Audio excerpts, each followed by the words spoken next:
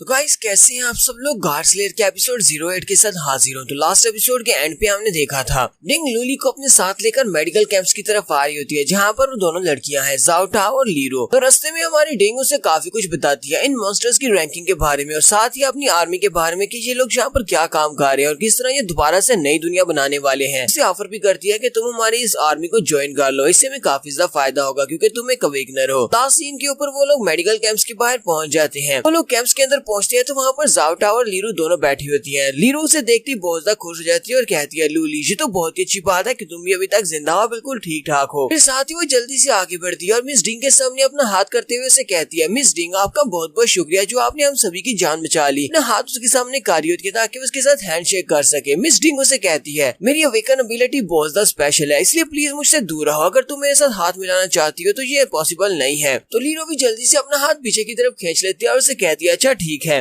तो लूली लीरो से पूछता है, आप मुझे ये बताओ कि तुम लोग अभी क्या करने वाली हो, क्या तुम लोग यहीं पर सर्वाइवर आर्मी में ही रहने वाली हो। उसे कहती है, हाँ हम लोग यहीं पर रुकेंगे, जहाँ पर सब कुछ है, जहाँ पर बहुत सारे लोग हैं हमारी प्रोटेक्शन के लिए, साथ ही हमें खाना भी मिलेगा। उन्होंने मुझे कहा है कि ये लोग हमें यहाँ पर काम देंगे, हम लोग यहाँ पर काम करेंगे और बदले में यहाँ पर रह सकते हैं। मैं यहाँ पर रहकर ज़ाओ टाओ का भी ध्यान रख सकती हूँ। ये सभी लोग ज़ाओ टाओ के बेबी को पैदा होने में इसकी मदद करेंगे, तो हमारे लिए बहुत ज्यादा अच्छा है। पहले तो मुझे बिल्कुल एक सपने की तरह लगा था। फिर साथ ही लीरो लूली से कहती है, तुम अपने बारे में बताओ कि तुम क्या करने वाले हो, क्या तुम भी यहाँ पर रुकने वाले हो। जगह वाकई में बहुत ज्यादा अच्छी है, यहाँ के सोल्जर्स हमें बहुत ही अच्छे से ट्रीट कर रहे हैं, तुम भी यहाँ पर रुक सकते हो, बाहर जाने का क्या जरूरत है। लूली से कहता है, नहीं मुझे बाहर जाना होगा, मुझे किसी को ढूंढने के लिए जाना है। फिर साथ ही वो डिंग के साथ पीछे की तरफ मुड़ जाता है और उनसे कहता है, काफी रात हो चुकी है, तुम दोनों आराम करो, अब हम लोग यहाँ से जा रहे हैं। तो डिंग के साथ वहाँ से बाहर निकल आता है। तो डिंग लूली से कहती है, अगर फ्यूचर में तुम्हें कुछ दोस्त मिलते हैं, कोई भी सर्वाइवर्स मिलते हैं, तो उन्हें यहाँ पर सर्वाइवर आर्मी में भेज देना कि हमारे लिए नई दुनिया बनाने के लिए हमें बहुत सारे लोगों की जरूरत है, इसी वजह से हम लोग यहाँ पर नए रिक्रूट्स को भर्ती कर रहे हैं। लूली से कहता है, ठीक है मैं इस बारे में सोचूंगा, अगर मुझे कोई मिला तो मैं उसे यहीं पर भेजूंगा। फिर साथ ही डिंग उसे कहती है, अब तो काफी रात हो चुकी है, मुझे नहीं लगता तुम्हें रात के वक्त बाहर निकलना चाहिए, आज रात यहीं पर कैंप्स में रुक जाओ, उसके बाद सुबह उठकर यहाँ से चले जाना जहाँ पर भी तुम जाना चाहते हो। लूली से कहता है, ठीक है मैं कल सुबह चला जाऊंगा। लूली को उसके गेस्ट कैंप में छोड़ने के बाद कैप्टन अपने रूम में वापस आ जाती है। डिंग ने क्योंकि अपनी बॉडी के ऊपर एक बहुत ही हैवी आर्मर पहना होता है, जिसको पहन के रखना काफी ज्यादा मुश्किल होता है, वो वापस अपने कैंप में आती है। तो वहाँ पर आकर अपने भारी से आर्मर को उतारना शुरू करती है। जब वो अपनी बॉडी के ऊपर से अपने आर्मर को उतार रही होती है तो उसकी बॉडी वहाँ पर काफी सारे ब्लैक कलर के शेडोज में कवर होती है। वो ब्लैक कलर के शेडोज उसकी बॉडी के साथ लिपटे होते हैं। जैसे वो अपनी बॉडी के ऊपर से अपने कपड़े उतार रही होती है, वैसे वैसे वो ब्लैक कलर का शेडोज की बॉडी के ऊपर से नीचे उतरता जाता है। इस तरह वो पूरा फुल बॉडी आर्मर को उतारने के बाद अपने बिस्तर के ऊपर आराम से लेट जाती है और कहती है, अब मुझे आराम मिल रहा है, लेकिन इस बॉडी आर्मर को पहन के रखने से मुझे काफी ज्यादा दिक्कत होती है। लेकिन वो सारे ब्लैक शेडोज अभी भी वहीं पर होते हैं। वो ब्लैक शेडोज के अंदर से कुछ हाथ भी निकलते हैं जो कि उसे हॉन्ट कर रहे होते हैं। डिंग यहाँ पर सोने की कोशिश करती है, लेकिन वो सारे वहाँ पर कुछ आवाजें कर रहे होते हैं, जिसकी वजह से उसे काफी ज्यादा प्रॉब्लम होती है। ये ब्लैक शैडोज इसकी छोटी बहन के हैं। इसकी छोटी बहन का ब्लैक शैडो हमेशा इसके साथ ही रहता है, क्योंकि इसकी बहन ने इसको बचाने के लिए कहा था, लेकिन वो अपनी बहन को बचा नहीं पाई थी। तो यही सारी मेमोरीज इसको सारी रात हॉन्ट करती रहती हैं। उसे अपनी छोटी बहन दिखाई देती है जो कि उसके सामने अपना हाथ के खड़ी होती है और उसे कह रही होती है, प्लीज मुझे बचा लो, लेकिन वो उसको बचा नहीं पाती। इसी तरह सोते वक्त ही वो रात को ही रोना शुरू कर देती है और साथ ही वो रोते हुए कहती है, मैंने पूरी कोशिश की थी तुम्हें बचाने की, लेकिन मैं तुम्हें बचा नहीं पाई। यहीं से रात ही के वक्त हमारा सीन एक अलग जगह के ऊपर चला जाता है, जहाँ पर एक लेक होती है और लेक की दूसरी तरफ एक मॉन्स्टर खड़ा होता है। वो मॉन्स्टर उस लेक की तरफ खड़ा होकर कुछ सूंघता है और सूंघने के बाद वो सामने की तरफ देखता है, फिर जल्दी से जंप करते हुए उसी लेक के अंदर कूद जाता है। तो वो मॉन्स्टर उस लेक के अंदर कूदने के बाद काफी अंदर तक गहराई में डूब जाता है। देर के बाद दिखाते हैं कि वो मॉन्स्टर उस पानी के अंदर से बाहर निकलता है। वहाँ से काफी सारी रोशनी भी निकल रही होती है। अब वो मॉन्स्टर पानी के अंदर से बाहर निकलता है तो अब वो आता ह्यूमन फॉर्म में होता है। जैसे जैसे वो पानी में से बाहर निकल रहा होता है वैसे वैसे वो एक ह्यूमन बनता जाता है। जैसे वो पानी में से मुकम्मल तौर पर बाहर निकल आता है तो वो एक लड़की बन जाता है। पानी से बाहर निकलने के बाद वो लड़की कहती है, कौन हूँ मैं और मैं यहाँ पर क्या कर रही हूँ, मेरे यहाँ पर आने का मकसद क्या है, क्या मैं यहाँ पर किसी मकसद से भेजी गई हूँ। फिर साथ ही वो लड़की कहती है, वो आ चुका है, इसलिए मुझे जाकर उसको ढूंढना होगा, मुझे जाना होगा। और वो पानी से निकलकर सामने की तरफ चलना स्टार्ट करती है। जी यहाँ पर हमारे लूली की बात कर रही है, इसे हमारे लूली को ढूंढना है, पता नहीं इसका मिशन क्या है और इसे किसने यहाँ पर भेजा है। तो यहाँ से फिर से नेक्स्ट सीन हमारे लूली का दिखाया जाता है। लूली गेस्ट कैंप में बड़ी गाड़ी आराम से लेटा होता है और वहीं पर अपनी विंडोज की तरफ देख रहा होता है। तो लूली के पास जो विंडो ओपन हो रही होती है उसमें लिखा होता है कि तुम्हारी रात गुजर चुकी है, अब अगला दिन स्टार्ट हो चुका है, तुम्हें दोबारा से यहाँ पर साइन इन करना होगा। अगर तुम अभी से यहाँ पर साइन इन करना चाहते हो तो यहाँ पर इसे हर रोज डेली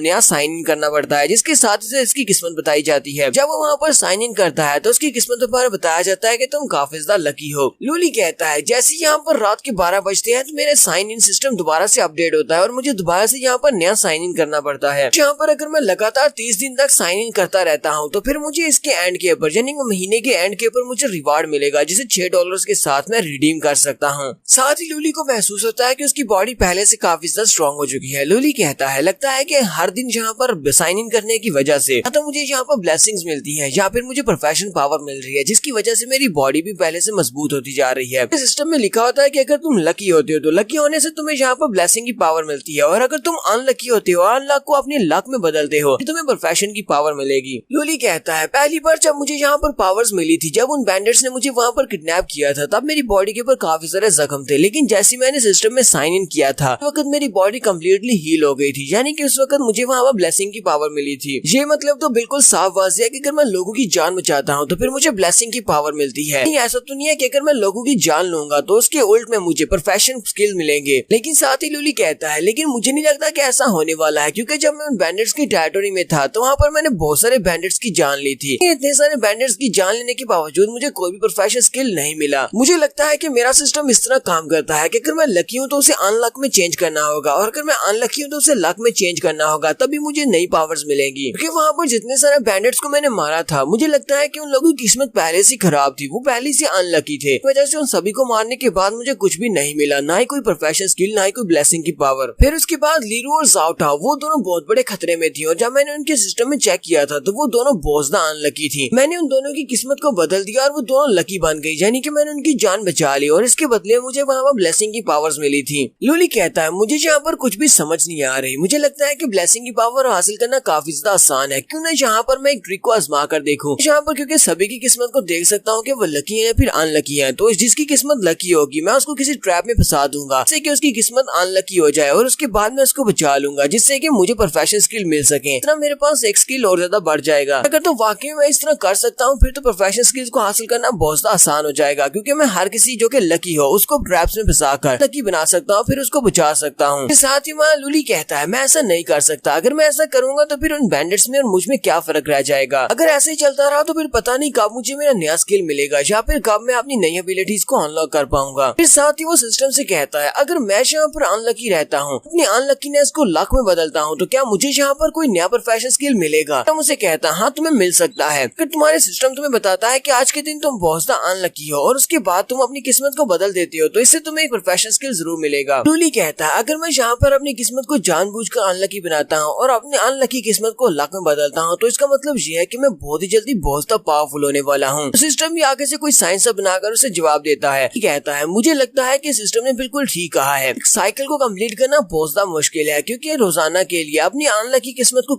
लक में बदल पाना बहुत ज्यादा मुश्किल है। मैं यहाँ पर बहुत ज्यादा बार इस तरह करने के बारे में तो भूल ही जाऊँ, क्योंकि ऐसा करना पॉसिबल नहीं है। साथ ही कहता है कि ठीक है मुझे नींद आ रही है, और वो वहीं पर लेट जाता है और कहता है फिलहाल के लिए तो सोते हैं, कल सुबह उठकर देखेंगे कि आगे क्या करना है। वहीं पर सोते सोते हमारे लूली को अपनी बैकग्राउंड मेमोरीज याद आती है। सोते वक्त उसे एक सपना आता है जहाँ पर वो अपने घर में होता है, जहाँ पर दुनिया की तबाही से पहले का वक्त है। उस वक्त वो अपने घर में बैठा गेम्स खेल रहा होता है, लेकिन गेम खेलने के दौरान उसके पास जो विंडो ओपन हो रही होती है उसके नीचे लिखा जा रहा होता है कि तुम्हारा ये वाला दोस्त लेफ्ट कर गया है, ये वाला दोस्त भी गेम को खेलना बंद कर गया है, और उसके जितने भी ऑनलाइन फ्रेंड्स होते हैं वो सभी के सभी वहाँ पर गेम को छोड़कर जा रहे होते हैं। हमारा लूली अकेला इस गेम को खेल रहा होता है। जब लास्ट पर्सन भी वहाँ से चला जाता है वो कहता है जी क्या सभी लोग गेम को ड्रॉप करके क्यों चले गए हैं? लगता है कि गेम के अंदर किसी किस्म का कोई बग आ गया है, अचानक से सभी लोग गेम को छोड़कर कैसे जा सकते हैं, मैं अकेला इस गेम में रह गया हूँ। तो उसी वक्त लूली को बाहर से बिजली कड़कने की आवाज आती है। वो जल्दी से उसका खिड़की में देखता है और कहता है जी क्या हो रहा है? बाहर तो बारिश हो रही है और बहुत तेज बारिश है। जैसे भागता हुआ खिड़की में आता है तो वो बारिश को देखकर और भी हैरान होता है, क्योंकि वो बारिश का कलर ब्लैक कलर का होता है और आसमान में रेड कलर की बिजलियां चमक रही होती है। वो काफी ज्यादा हैरान होता है और कहता है अचानक से यहाँ पर क्या हो रहा है? ये ब्लैक कलर की रेन कहाँ से आ रही है? यहाँ पर काफी सारी गाड़ियां नीचे एक दूसरे के साथ टकराई होती है और वहाँ पर बहुत सारे लोग नीचे मरे पड़े होते हैं। और उन्हीं लोगों में से एक इंसान की बॉडी के ऊपर जब बारिश पड़ती है तो वो वहीं पर एक मॉन्स्टर में चेंज होना स्टार्ट होता है। मॉन्स्टर बनने के बाद बड़ी स्पीड से आगे बढ़ता है और बाकी के इंसानों को मारना शुरू कर देता है। देखकर लूली और भी ज्यादा हैरान होता है और कहता है ऐसा कैसे हो सकता है, ये तो एक मॉन्स्टर में बदल गया है। वहीं पर गली में कुछ लोग होते हैं जो कि बातें कर रही होती हैं। वो लोग कहते हैं ऐसा कैसे हो सकता है, यहाँ पर तो बहुत सारे मॉन्स्टर्स घूम रहे हैं और अचानक से ये ब्लैक कलर की रेन कहाँ से आ गई है।